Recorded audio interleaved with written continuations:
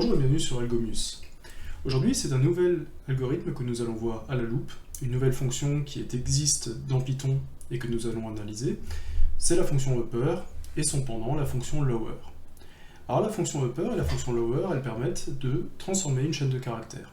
La fonction upper permet de mettre toutes les lettres en majuscules, la fonction lower permet de mettre toutes les lettres d'une chaîne de caractères en minuscules. Donc là, en fait, on est sur des opérations sur les lettres. Ce qui est intéressant au travers de cet algorithme, c'est qu'un ordinateur, en fait, il s'en sort bien avec les chiffres. Ça vient justement que l'ordinateur traite, lui, des signaux électriques, et en fait, on a déjà vu qu'en convertissant des valeurs décimales en valeurs binaires, en fait, on arrivait à se rapprocher de la représentation de ce qu'arrivait à faire l'ordinateur. Donc l'ordinateur est très à l'aise pour jongler avec des nombres. Là, on va lui demander de jongler avec des lettres. Donc on part du principe que l'ordinateur ne sait absolument pas ce qu'est une lettre A, ni majuscule, ni minuscule. Donc toute la problématique de cet algorithme va être justement d'expliquer à l'ordinateur, ou pas forcément d'expliquer à l'ordinateur, mais au moins qu'il arrive à faire ce qu'on lui demande, en essayant de lui dire qu'en fait, c'est pas des lettres qui manipulent, c'est des chiffres. Et nous, ce qu'on va essayer de faire, c'est que pour nous, la représentation de ces chiffres-là va redonner des lettres. Donc on va voir qu'il y aura une histoire de codage entre les lettres, une valeur chiffrée, on va donner la valeur chiffrée à faire travailler à l'ordinateur, et puis cette valeur chiffrée, on va la retransformer en lettres pour nous, parce que nous, êtres humains, on est quand même plus à l'aise quand on lit des choses avec des lettres, quand les phrases sont composées de lettres, plutôt que quand les phrases sont composées uniquement de chiffres. Donc je propose directement de voir comment marchent ces deux fonctions dans Python, et on va essayer de voir comment les mettre en place. Donc si j'ouvre un idle, en fait, et que je définis une chaîne de caractères, que je mets dans une variable, je vais mettre une chaîne de caractères, je vais l'appeler bonjour à tous, et je vais mettre volontairement une majuscule, le B de bonjour et le T de tous. Ok. Donc j'ai une fonction qui me permet de faire un upper sur la chaîne de caractères et qui va me mettre tous les caractères en majuscule. J'ai une fonction qui me permet aussi de faire lower, qui là, cette fois-ci, fait l'effet inverse, qui va mettre en minuscule toutes les lettres. Vous voyez que le B ici est en minuscule, le T aussi, alors que dans la chaîne initiale, le B était en majuscule, le T aussi. Très bien. Donc là, en fait, qu'est-ce qui s'est passé? Il a converti ma chaîne de caractères, il a pris le B, dans la fonction lower, il a pris le B majuscule, il l'a transformé en B minuscule, et vous voyez qu'il y a des choses qu'il n'a pas touchées. Par exemple, les espaces, eux, n'ont pas bougé. Ils n'ont pas été convertis. Il a modifié finalement que les lettres. Donc, c'est déjà une approche qui va nous aider à construire notre algorithme. On voit déjà que finalement, il n'y a que les lettres qui devront être modifiées. Tout ce qui est ponctuation, tout ce qui est espace. Si j'avais mis par exemple, j'avais terminé ma variable par un point d'exclamation, on se serait aperçu que si j'avais tout mis en majuscule, le point d'exclamation, lui, serait resté tel quel. Il n'aurait pas été transformé.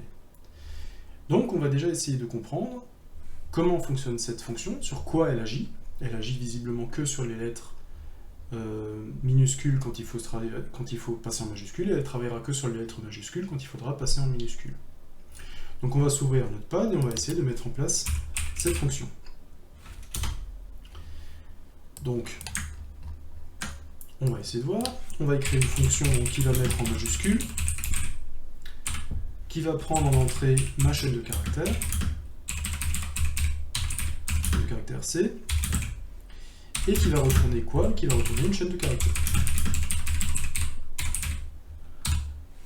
La chaîne en entrée est effectivement la chaîne bonjour à tous sans modification, la chaîne d'origine. La chaîne de retour va être la chaîne de caractères équivalente à la chaîne C, sauf que toutes les lettres seront mises en majuscule. Donc quand on est devant une fonction comme ça, qui a forcément un début et une fin, on se rend compte déjà qu'il va falloir mettre en place une variable locale qui va contenir la chaîne de caractères que l'on va vouloir retourner. Donc tout simplement, ce que l'on va faire, c'est qu'on va définir une variable locale qui va contenir, je vais l'appeler maj, qui va être une chaîne de caractères, et au début, je vais initialiser maj à vide, donc la chaîne vide. Ok. Donc on se rend compte, ce que l'on va faire ensuite, c'est qu'on va parcourir la chaîne lettre par lettre. Donc je vous rappelle, la chaîne de caractères, on peut l'assimiler à un tableau, puisque on a notre chaîne qui est ici, et à chaque élément de la chaîne de caractères est associé un indice pour pouvoir représenter chaque lettre contenue dans la chaîne de caractères. Si par exemple ici, ma chaîne, je prends dans ma chaîne l'élément 1, eh bien ça va être la lettre O. L'élément 2, ça va être l'élément N. Et donc, si j'ai C de 1, on peut noter que C de 1 va être égal à O. Et donc je vais me permettre de parcourir la chaîne en regardant chacun des indices. Alors, comment je vais faire ça? Eh bien, tout simplement, je vais déclarer une boucle pour I. Donc traditionnellement, on appelle I la variable d'indice. On les utilise d'habitude IJK, ce sont d'habitude des variables de parcours qui servent que à ça. Donc, pour I de 0 à taille de chaîne -1, on arrive toujours à -1. Pourquoi? Parce que vous voyez que bonjour a cette lettre, mais le fait que le premier élément soit l'élément 0, en fait, on arrive sur des éléments de 0, 1, 2, 3, 4, 5, 6. Et nous, ce que l'on veut, c'est que le I parcourt effectivement les éléments de 3, 4, 5, 6. Et ça permettra d'avoir la valeur, si bonjour est contenu dans ma chaîne C, eh bien, la chaîne C, l'élément I de la chaîne C, l'élément 0 va valoir B, l'élément 1 est O, l'élément 2 N, 3 J, O, U, R. Et donc à partir de l'indice, on arrive à retrouver toutes les lettres qui composent la chaîne de caractères. Ok, donc on parcourt notre chaîne, et qu'est-ce qu'on fait? Eh bien déjà, on commence notre distinction, on avait vu que on ne veut traiter finalement que les lettres qui sont pour l'instant minuscules. On ne veut pas toucher aux espaces, on ne veut pas toucher à la ponctuation, aux apostrophes, ce genre de choses, et on ne veut pas toucher non plus aux lettres qui sont déjà en majuscules. Donc ce que l'on va déjà vérifier, c'est finalement si... Alors, comment on trouve la lettre courante dans la chaîne de caractères? Et bien tout simplement, c'est C de I. Donc si C de I est supérieur, donc là on va mettre en majuscule ou égal à A, et supérieur est inférieur ou égal à Z. Donc, ça je peux l'écrire, on va tout de suite l'expliquer pourquoi, et je termine mon si. Donc là j'ai fait quelque chose qui peut paraître un petit peu bizarre aux mathématiciens. Qu'est-ce qui s'est passé? Qu'est-ce que j'ai fait ici? J'ai demandé si le caractère courant, donc là typiquement dans la première boucle, j'ai B majuscule, est-ce que B majuscule est compris entre A minuscule et Z minuscule? Alors, comment est-ce que je peux faire ça? Comment est-ce que je peux comparer deux lettres? On avait comparé, quand on a vu au collège, on avait vu que, par exemple, quand on pouvait de temps en temps chercher des équations, on avait une inconnue, mais cette inconnue, à la fin, elle symbolisait une valeur. Là, c'est pas une inconnue, c'est pas du tout la même chose. Là, on est vraiment en train de faire des comparaisons entre les lettres. Et qu'est-ce qui nous permet de dire que B, par exemple, est supérieur à A? Eh bien, tout simplement, il faut se reporter à une table qui s'appelle la table ASCII, qui est très souvent utilisée en informatique, qui en fait est la table qui permet à l'ordinateur de traiter les valeurs caractères. Je vous l'ai dit, l'ordinateur, lui, ne sait jongler qu'avec les nombres. Et donc, à chaque fois que vous lui donnez un caractère, et à raison de plus une chaîne de caractères, la première chose que va faire l'ordinateur, il va convertir ce caractère en nombre pour s'en faire une représentation. Et la table ASCII donne la table de conversion d'un caractère en nombre. Donc la première chose, quand vous lui donnez le caractère A, il va le transformer en nombre décimal et il va prendre la valeur 97. Vous voyez en haut, dans la dernière colonne, tout en haut, vous avez A minuscule qui correspond à 97 en décimal. Et donc vous allez le comparer par exemple à Z, qui va changer aussi, il va prendre la valeur décimale de Z minuscule, qui est en bas de la dernière colonne, et il va prendre la valeur 122. Et donc, c'est sur ces données-là, sur ces chiffres-là, que vous allez pouvoir organiser finalement les relations d'inférieur ou supérieur. En fait, il ne va pas comparer les lettres, il va comparer les représentations décimales de ces lettres. Donc vous voyez la table ASCII telle qu'elle est écrite ici, n'importe quelle lettre minuscule est finalement supérieure à n'importe quelle lettre majuscule. Donc attention, quand vous faites du tri par rapport à des lettres, que vous voulez un tri alphabétique, eh bien vous aurez normalement, si le programme se réfère à la table ASCII, vous aurez d'abord les noms triés tous les noms d'abord triés par majuscule, puis vous aurez tous les noms triés qui commencent par une minuscule. Donc attention, ça peut provoquer des résultats qu'on n'a pas forcément attendus. Donc là, moi j'ai le droit de dire je cherche un caractère parmi les minuscules, et donc en fait ça veut dire que ce caractère que je recherche, est-ce que sa représentation décimale est bien compris entre la représentation décimale de A, inclus, et la représentation décimale de Z, inclus. Et donc j'ai tout à fait le droit d'écrire quelque chose comme cela. Donc ça veut dire que si le caractère à l'indice I dans ma chaîne de caractères est bien une minuscule, il est bien compris entre A et Z, les deux inclus. Donc qu'est-ce que je fais là-dedans? Et bien là, je devrais faire une opération pour dire que dans maj, je rajoute finalement le caractère C de I, mais quelque part ici, je devrais lui dire conversion en majuscule de C de I. Et ça, on va voir comment on va le faire. Je le laisse pour l'instant de côté, on va juste terminer l'algorithme, et on reviendra sur cette fonction un petit peu plus tard. Si jamais je ne suis pas dans le cas où la lettre courante est une majuscule, donc dans ce cas-là, je n'ai rien à faire, et je n'oublie pas de reporter dans la variable de sortie le caractère tel qu'il est en entrée. C'est-à-dire que je ne fais aucune modification. Si c'est un espace, je laisse espace. Si c'est un caractère majuscule, c'est déjà en majuscule. J'ai juste vérifié, je fais juste quelque chose si je tombe sur une lettre minuscule. Et donc je termine pour, avec valeur de retour, tout simplement, dans la valeur de retour, je vais retourner la valeur maj que j'ai reconstituée. Donc en fait, ce que je vais faire, c'est que je vais parcourir ma chaîne de caractères. B, je vais voir que c'est majuscule, donc je vais le réécrire tel quel. Dans ma chaîne de départ, ça va être ma chaîne maj. Donc B, je vais le réécrire tel quel. O, je vais me rendre compte que c'est une minuscule, donc je vais le convertir. N, c'est une minuscule, je vais le convertir. J minuscule, O minuscule, U minuscule, R minuscule, et je vais retourner maj qui va contenir la chaîne de caractères en majuscule. Maintenant, le dernier point qui nous pose problème, c'est justement cette conversion en majuscule, qui nous reste à voir. Comment est-ce qu'on peut faire cette conversion en majuscule? Alors, je vous ai dit qu'au travers de la table ASCII, en fait, la table ASCII va nous donner, finalement, la représentation en décimale de chacune de ces lettres. Et on s'aperçoit que, par exemple, le grand A a une valeur de 65. Ok? On va se noter quelque part, grand A a une valeur de 65. Petit a, lui, il a une représentation en décimale qui est de 97.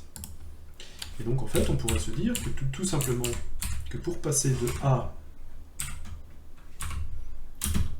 à A, majuscule, en fait, il suffirait de prendre les 97, j'ai 97, et il faut que j'enlève 65. Donc ça veut dire que j'ai normalement un décalage de 97 moins 65, il suffirait que j'enlève 32 à 97 pour obtenir, finalement, le nombre A. Donc on peut essayer simplement de le faire avec Excel ici. J'ai par exemple A qui a une valeur de 97, B aura une valeur de 98, C aura une valeur de 99. Je prolonge un petit peu. Ah non, A, B, C, D, E, F, G, H, I. On va aller un petit peu plus loin, voilà. Et donc on va essayer de voir. Donc ça va être le décimal de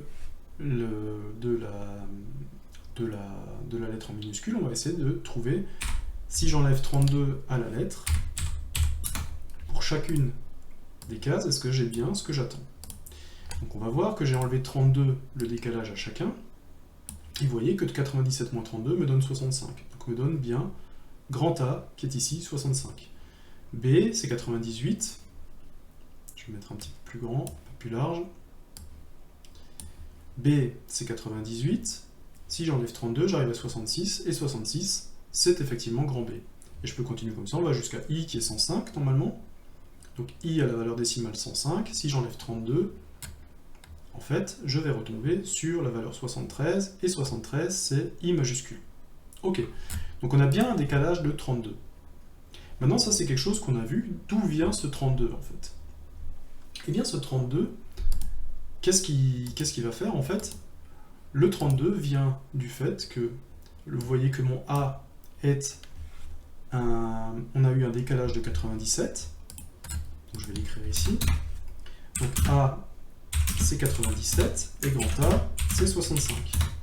Donc ce que je fais pour n'importe quelle lettre, ce que je fais, je prends la lettre, je prends le rang de la lettre, enfin je veux dire je prends la partie décimale, je convertis la lettre en décimale à travers de la table ASCII, j'enlève la valeur décimale dans la table ASCII de A, et je rajoute la valeur décimale de grand A. En fait, les 32 viennent de là. Ce que je vais faire, en fait, c'est que je vais annuler le décalage de A, donc c'est-à-dire que pour ce qui est des minuscules, je vais à chaque fois enlever 97 de la représentation décimale, ce qui fait que, au lieu que les nombres que j'ai dans ma table ASCII soient entre 97 et 122, eh bien je vais me retrouver avec des nombres qui vont se retrouver entre 0 et 25. Donc en fait, je vais essayer d'avoir, si vous voulez, ce que j'essaie d'avoir, c'est que pour l'instant j'ai A qui a une valeur de 97, enfin, je les ai là d'ailleurs, B qui est une valeur de là, et ce que je vais essayer d'avoir, c'est que mon A, en fait, je vais les remettre au début. J'aimerais qu'ils aient un indice, que A ait l'indice 0, donc pour arriver à 0, que A ait l'indice 0, il faut que je lui enlève 97. Pour que B ait l'indice 1, il faut que je lui enlève 98. Et ça va me permettre d'avoir un tableau des 26 lettres de l'alphabet qui commencent à 0. Et donc ensuite, tout simplement, si je veux avoir de nouveau cette lettre-là en majuscule, eh bien en fait, il suffit que j'y ajoute les 65 du décalage de A. Je reprends le décalage qu'on avait ici, je rajoute 65 qui est la valeur de A, et vous voyez que je vais retrouver 66 qui est B majuscule, 67 qui est C majuscule, et ainsi de suite. Et c'est en fait, c'est de faire 97, on enlève 97 plus 65, qui en fait va vous faire le décalage de moins 32. Donc on le retrouve comme ça. Donc effectivement, si jamais vous l'écrivez comme ça directement en 32, vous aurez peut-être du mal à retrouver ce que vous avez à faire. Donc je vous propose de l'écrire exactement comme je l'ai écrit ici. Donc la conversion ici de majuscule de I qu'on avait, en fait, c'est qu'on prend la décimale de ASCII de C de I, on enlève la décimale de ASCII du caractère A, on ajoute la caractère décimal de grand A, et tout ça, on le remet dans la valeur ASCII. Vous allez voir que ces fonctions existent dans tous les langages de programmation pour passer du caractère à la valeur décimale et de la valeur décimale à la valeur caractère. Ça, c'est des fonctions qui existent. Hein, si on prend par exemple le Python, si on prend par exemple la fonction CHR de 65, on va tomber sur A majuscule. Si on prend la valeur ordonnée de A, je crois que c'est ordonnée, on va retomber sur la valeur 65. Donc vous voyez, avec les fonctions CHR et ORD, on va arriver à passer systématiquement de la lettre à sa représentation décimale et de la représentation décimale à la lettre. Ok, super. Donc là, maintenant, notre algorithme est fini. Donc si on a une version majuscule, en fait, on la convertit. Si on a une lettre minuscule, on la convertit en majuscule. Et si jamais on a tout autre caractère, en fait, on le laisse passer tel qu'il est. Donc on a pratiquement fini. On va juste essayer de faire l'implémentation de cette nouvelle fonction en Python. Donc pour ça, j'ouvre de nouveau un VS Code. Et on va essayer de mettre en place cette fonction majuscule. Alors la fonction majuscule, on veut que si j'écris bonjour, je me retrouve avec bonjour écrit entièrement en majuscule. Donc pour ça, on va définir notre fonction qui va prendre en paramètre la chaîne de caractères que l'on veut modifier, que l'on veut mettre en majuscule. Et on va commencer à écrire notre fonction. Donc on n'est pas obligé de déclarer de variable locale. On va écrire notre variable maj, on va mettre dedans pour l'instant vide. Et puis ensuite, on va faire for i in range 0 à length de c. Donc là, on n'est pas obligé de mettre le -1 puisque la fonction length exclut déjà la borne supérieure. Qu'est-ce qu'on va faire là-dedans? On va faire tout simplement if a inférieur ou égal à c de i inférieur ou égal à z. Donc cette fois-ci, on vérifie que c de i, on vérifie que le caractère qu'on est en train de traiter est bien une lettre minuscule, donc il est bien compris entre a et z. Si c'est une minuscule, qu'est-ce qu'on va faire? Eh bien tout simplement, on va reprendre la fonction que j'en ai écrite là. On va prendre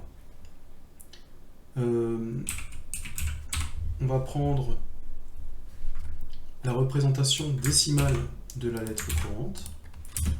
On va enlever la représentation décimale de la lettre A et on va ajouter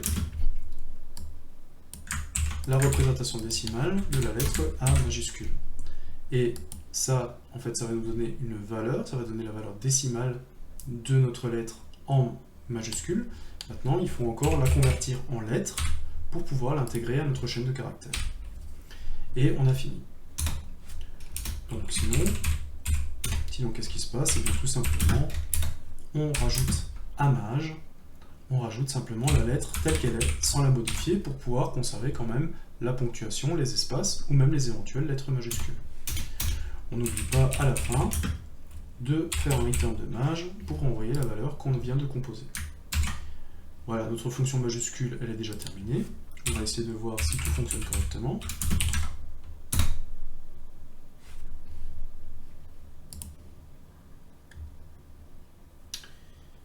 Alors, elle renvoie R. Pourquoi? Ah, tout simplement parce que j'ai oublié ici de rajouter maj devant. J'ai oublié, donc on rajoute. C'est maj en fait contient, on met les lettres petit à petit dans la variable maj, et donc en fait il faut à chaque fois que maj soit de nouveau en entrée de notre écriture. Donc là ça nous a bien écrit bonjour en majuscule, vous voyez, par le calcul de la nombre ASCII. Pourquoi est-ce que c'est intéressant de voir ça? Parce qu'on aurait très bien pu partir sur un algorithme qui aurait dit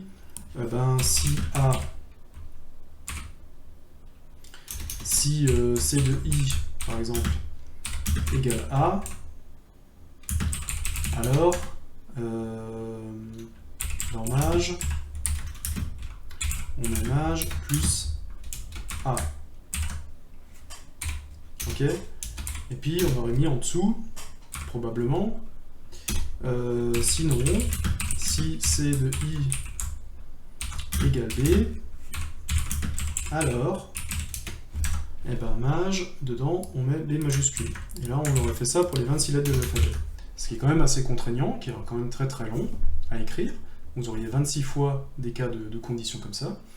Donc là c'est une simplification qui est quand même très intéressante et qui nous permet justement d'utiliser la possibilité à l'ordinateur de gérer des nombres, même lorsqu'on est sur des lettres. Alors la gymnastique c'est nous qui la faisons, puisque l'ordinateur lui va continuer par manipuler des nombres, mais nous en fait on va lui dire, pour nous c'est des lettres, mais pour que l'ordinateur puisse le traiter, on va le convertir en nombre. Il va nous traiter des nombres, et le nombre qu'il va nous ramener, nous on va le rechanger en lettres, parce que nous on est des êtres humains et qu'on préfère travailler avec des lettres. Donc voilà quel est un petit peu l'intérêt de cette fonction majuscule et de l'utilisation des différentes fonctions qui permettent de passer de la valeur décimale à la valeur d'une lettre. Je vous propose maintenant de faire directement la fonction minuscule, qui en fait elle est très facile à écrire maintenant, parce que vous vous rendez compte qu'il n'y a pas grand chose à modifier. Si je repars de ma fonction majuscule et que je veux écrire une fonction minuscule, je me rends compte que de toute façon il faudra que je garde minuscule. J'aurai toujours une chaîne de caractères en entrée, j'aurai toujours une chaîne de caractères en sortie, il y aura toujours une transformation à faire, j'aurai toujours une chaîne de caractères qu'il faudra que je mette à jour, Et on va essayer de voir quelles sont les modifications qui doivent être faites pour qu'on puisse convertir en minuscules. Alors cette fois-ci, on va toujours initialiser la mise à jour, on va toujours parcourir la taille de la chaîne en entier, mais cette fois-ci, on va vérifier que ce sont les caractères majuscules, cette fois-ci, qui vont recevoir une modification. Donc là, c'est si mon caractère est compris entre A majuscule et Z majuscule, que je veux le convertir en minuscule. Et tous les autres caractères, j'aurai pas de modification à faire dessus. Comment est-ce que je vais convertir? Eh bien tout simplement, je sais que mon caractère ici est majuscule, donc il est compris selon la table ASCII entre les valeurs 65 et la valeur 90, si je jette un coup d'œil à ma table ASCII. Donc la première opération, c'est déjà de mettre ces lettres-là sur un intervalle 0 à 25, ce qui va nous permettre de shifter en fait toutes les lettres sur un intervalle 0 à 25. Comment je fais ça? Et bien tout simplement, j'enlève la valeur de A majuscule. 65 moins 65 va me donner 0, B qui a une valeur 66, si j'enlève 65, ça va me donner 1. Et du coup, ça va me donner A égale 0, B égale 1, C égale 2, et ainsi de suite. Donc la première chose à faire, c'est que je lui enlève la valeur décimale de grand A. Et ensuite, j'ai donc un intervalle 0 à 26 que je veux retransposer sur les minuscules. Et pour retransposer sur les minuscules, eh bien mon A qui vaut maintenant 0 doit valoir 97, donc il faut que j'ajoute 97. Mon B qui vaut 1 doit valoir 98, donc il faut que j'ajoute 97. Et 97 c'est quoi? Eh bien c'est la représentation décimale de A minuscule. Donc en fait, il suffit que maintenant j'ajoute la représentation décimale de A minuscule. Et j'ai terminé. J'ai déjà ma fonction minuscule que j'ai écrite en fonction de ma fonction majuscule. On va voir directement si tout fonctionne correctement, et on va l'implémenter en Python. Donc je fais un copier-coller, puisque vous avez vu que beaucoup de choses se ressemblent. Donc la mage, c'est bon. Je parcours toute ma chaîne, c'est bon aussi. Cette fois-ci, je vérifie juste que le caractère que je suis en train de traiter est bien une majuscule, donc il est compris entre A majuscule et Z majuscule. Encore une fois, c'est la représentation décimale de ces lettres qui est comparée. Et ensuite, qu'est-ce que je fais? Eh bien, je prends l'ordonnée de Z, je commence par le mettre sur un intervalle 0,25, comme je suis en majuscule, donc en enlevant la valeur de A, donc des 65. Et maintenant que j'ai un intervalle sur 0,25, je veux le retransposer dans les minuscules, et pour cela, il faut que j'ajoute l'ordonnée de A minuscule qui va le ramener sur un intervalle 97 à... c'est quoi, 122, quelque chose comme ça? On va le reprendre. Ça va nous ramener sur un intervalle 97 à 122. Ok, ça bouge pas, puisque si jamais j'ai pas une majuscule, je ne fais rien, donc je continue à faire comme avant. J'ai pas de soucis à ce niveau-là. Ok, très bien. Donc cette fois-ci, je vais faire minuscule.